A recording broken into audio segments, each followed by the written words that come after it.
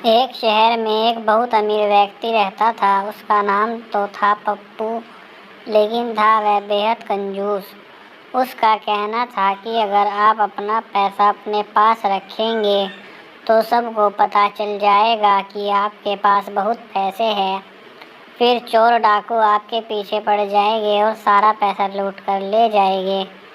इसलिए वह अपना सारा पैसा छिपा कर रखता था और खुद एक बहुत गरीब व्यक्ति के समान रहता था। पेबंद लगे कपड़े, घिसे हुए जूते, रूखा सूखा खाना, यह सब देखकर लोग उसे भिखारी समझते थे। जिनको पता था कि वह धनवान है, वह उसे कंजूस कहकर बुलाते थे। एक दिन पप्पू को अपनी संपत्ति को चोरों से बचाने का एक बहुत बढ़िया उपाय समझ में आया।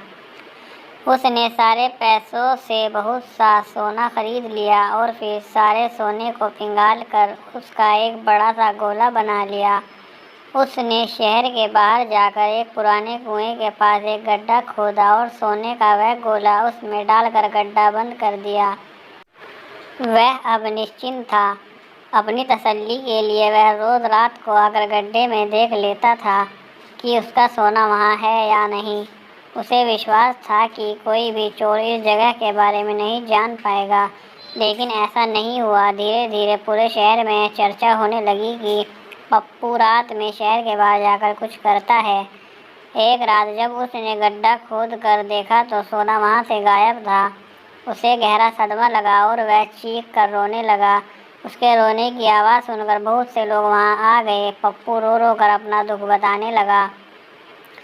तब एक पड़ोसी ने उससे कहा, पप्पू तुम एक भारी पत्थर इस गड्ढे में रख दो और समझ लो कि वही तुम्हारा सोना है। यह सुनकर पप्पू को बहुत गुस्सा आया। तुम मेरे सोने को पत्थर जैसे बता रहे हो। वह बोला, देखो पप्पू, वह सोना तुम कभी इस्तेमाल तो करते नहीं थे। एक पत्थर की तरह यहाँ उसे दबा कर रख दिया था, तो फिर यहाँ सोना हो या पत्थर क्या फ़र्क पड़ता है। यह बात पप्पू के समझ में आ गई। उसके बाद पप्पू ने मेहनत करके फिर पैसे कमाए, लेकिन अब वह कंजूस नहीं रहा था। अपने पैसे को वह अपने ऊपर और दूसरे लोगों की सहायता के लिए खर्च करता था। दोस्तों, इस तरह की कहानी सुनने के लिए हमारे चैनल को लाइक, शेयर, सब्सक्राइब ज़रूर कीजिएगा।